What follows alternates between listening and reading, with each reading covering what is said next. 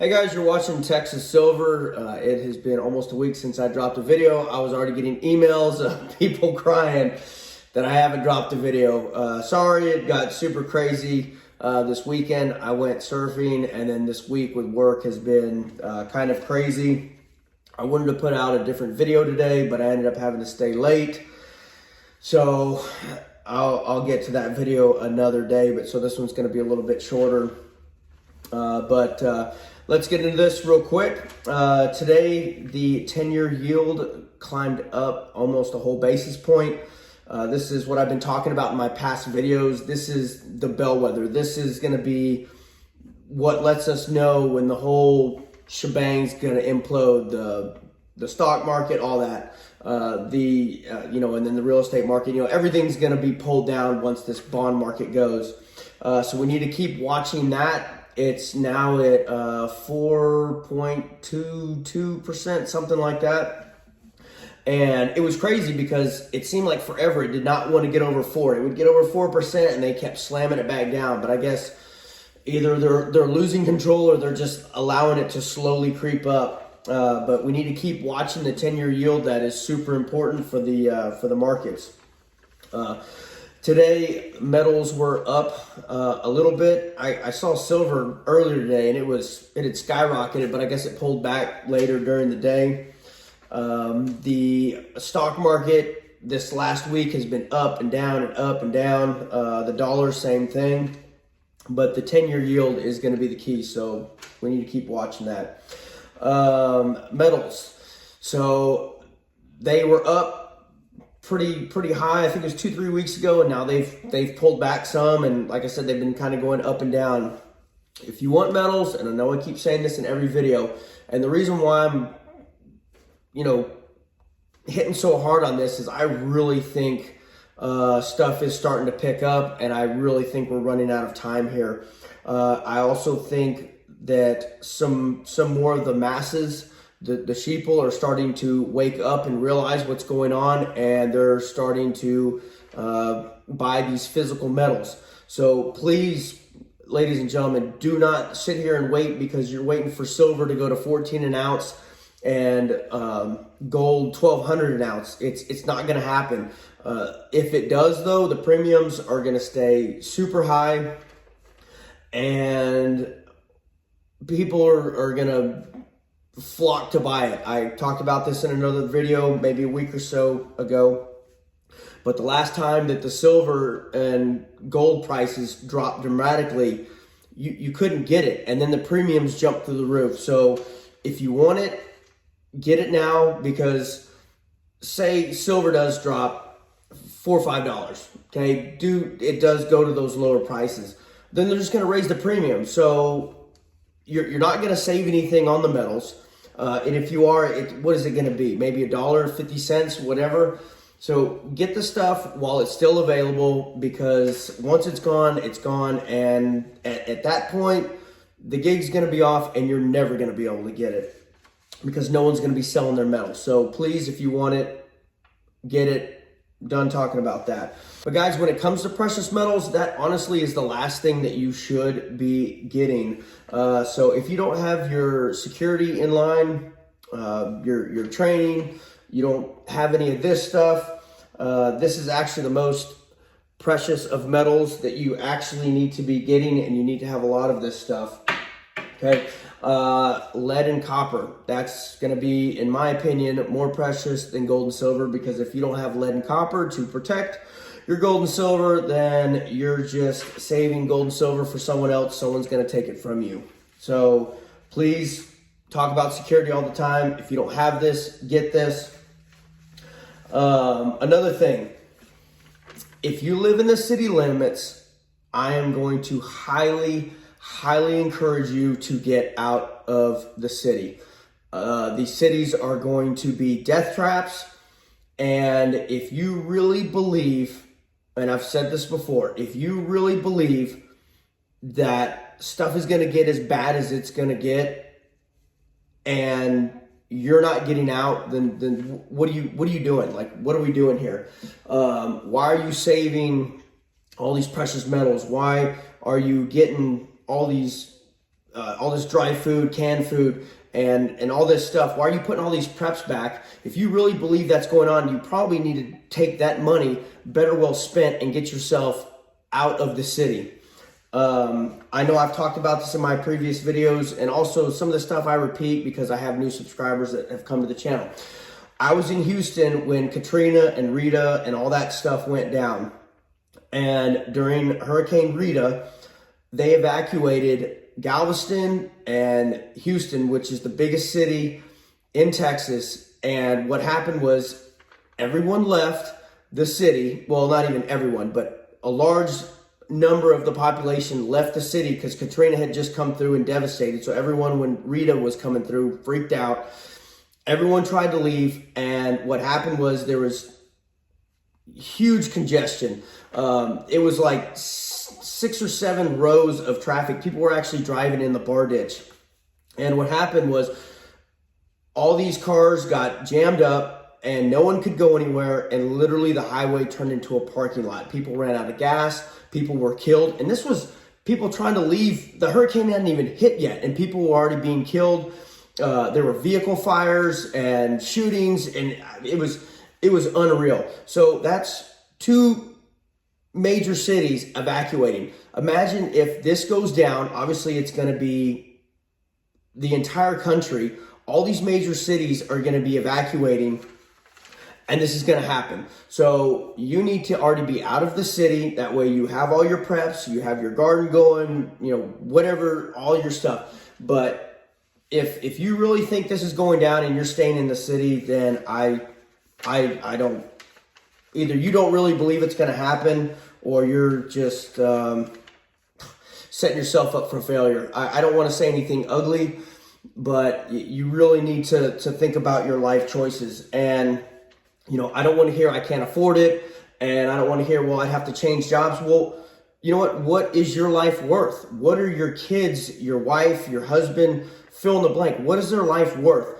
So you're not going to quit your job and you know that this is all going to happen and you're going to put your life and your family's life, all your loved ones' lives in danger because you don't want to change jobs. Well, maybe the time is now to do that. Maybe try and find a job that you can work from home. But I'm going to highly encourage that you get out of the city. I know not everyone can do it, but ladies and gentlemen, I can't even put into words how bad I think this is going to get. And I just worry about everyone's safety. And I just really think you need to do everything in your power to get out of the city limits. Okay, I've beat that horse. It's dead. All right. Okay, I hadn't beat it quite to death. I forgot about this. All right, so if your plan is to get out, say you are living in the city and your plan is to get out when all this goes down, ladies and gentlemen, it is too late. That's why I told the story about Rita and Katrina. It's when all this goes down and your plan is to, hey, once this crap happens, then I'm going to leave. It's too late. You're stuck there in the city. And I'm telling you, you're not going to get out. And the only way you're going to get out is on foot and whatever you can carry on your back. So hopefully you have a location that you can go, family, friends. You need to start getting with them now and making sure that they know that you're coming, get your preps there and all that. But just be prepared, and that's why we talk about, haven't talked about this for a while, but your physical health, because you may end up having to hike with 20, 30, 40, 50 pounds on your back carrying your stuff. You're going to have probably your significant other with you, probably small children possibly, maybe elderly people, and you just have to think, like, how are you going to move across the city that has all this looting and rioting and rapes, murder, whatever's going on? How are you going to move your family through that stuff? So that's why you need to be out now. One thing that you could look at to help with your spending, and I heard this from a buddy of mine, but the saying was saving, you're going broke saving money. And what he's talking about is it was his wife, and she'd be like, but honey, it's on sale. And it's like, okay, well, that's fine, but you're spending money for this stuff that you don't need, but you're justifying it because it's on sale. Well, that's how they're getting you to buy this stuff, because they're putting it on sale. So if you don't have the money for it, you shouldn't be buying it just because it's on sale. So that's a little tidbit right there.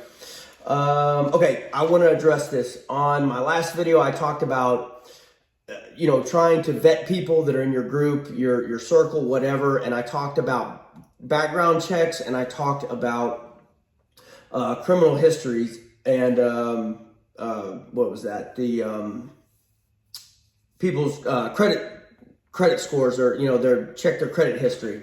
All right, when I was talking about this, I wasn't saying that that's an end-all be-all, like, oh, you have bad credit, we can't be friends. No, it's a tool. Oh, you have criminal history, we can't be friends. You have to look also at the big picture. You look at them, you look at what they're saying, you look at how they live, how they maintain their house. Is it trashed out? Look at their vehicles, do they maintain their vehicles? You look at their values, what they say, and how they actually act. But then these background checks and credit history checks, it's just another tool, because a lot of people can hide that stuff. So it's just, you're trying to get the entire picture. So it's not an end-all be-all. It's just helping paint the picture of this individual. So it's just a piece of the pie that you can use to ascertain if this is someone that you want in your group or not. So, look at the criminal history and say they have a pattern. Well, then that's a problem. If it's alcohol, do you want an alcoholic in your group? Do you want someone that's addicted to drugs? But, if this stuff happened 15 years ago when they were a kid, then yeah, not a big deal. But it's just another tool in your tool belt to help vet people. That's the point that I was trying to make. I got kind of beat up in the comments about that, and maybe that was on me. I should have been a little bit more clear on that. But I wasn't saying just because someone has a criminal history, they can't be in your group, they can't be your friend. It's just another tool to help figure out who these people really are that are in your group. Another thing I wanted to talk about. So an individual in the comments said to use this precious metal for barter, that was their bartering thing. So don't get gold and silver. And I used to think that way. And I used to make fun of people. I've said this on my channel before. I used to make fun of people that did the gold and silver thing. I didn't really understand it. And I finally, thank God, woke up and started digging into it and understood, why people have those. But why I'm going to highly recommend that you don't use this for trade and barter is because it could be turned around and used on you. So if you are going to use this stuff, I'm going to highly recommend that whoever you're trading with, that you know them very well, that it's not going to be turned around and used on you. So I wouldn't be going to town and, trading some livestock to some random individual for this stuff, because he may be like, oh, they got some of that stuff. Let's follow them home. And then, you get in an altercation with them and they end up using it on you. So I'm going to highly caution you on using lead and copper for bartering. Some other bartering items that you can consider is liquor. Tobacco products. Like I rarely drink. I may drink once or twice a year, but I've just never been a big alcohol drinker. So the alcohol I do have is pretty much my prepping alcohol. But I plan to use that to barter and trade with. Also tobacco products. Coffee. Coffee's a big one. Hygiene products. So toothbrushes, toothpaste, deodorant, stuff like that. People, that stuff's going to probably be worth multiples more than your precious metals. Women feminine hygiene products, probably a good one. They're super cheap, but think about when all this goes down, these are little comfort items that we take for granted, and they can be huge. Salt and sugar, from what I understand, they never go bad. Just think how big that's going to be when you haven't been able to salt any of your meat or sweeten any of your drinks. That's going to be stuff that is going to be a treat. So if you're able to put back some sugar and salt, then that would be probably some great items that are inexpensive that are going to be worth multiples more for trading and bartering. Also look into ways to start fires, so matches, lighters, and batteries. is another good thing. That was just some things that I kind of came up with and jotted them down. But just remember, none of this is financial advice. I'm not a financial planner or anything like that. I'm going to go ahead and end the video because it is getting late and I have to be up early tomorrow. The other video I will hopefully make in a day or two. Thank you very much for sticking around if you have this long. Thank you for subscribing to the channel. Remember to hit the bell notification. That way you're notified.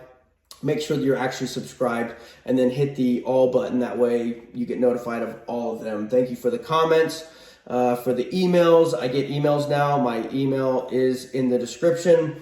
I've gotten a couple letters. I did get a letter from a lady. It was a very nice letter, and I wish they had put a return address on there so I could have responded, but she should know who she is. I appreciate the letter. It was very kind words.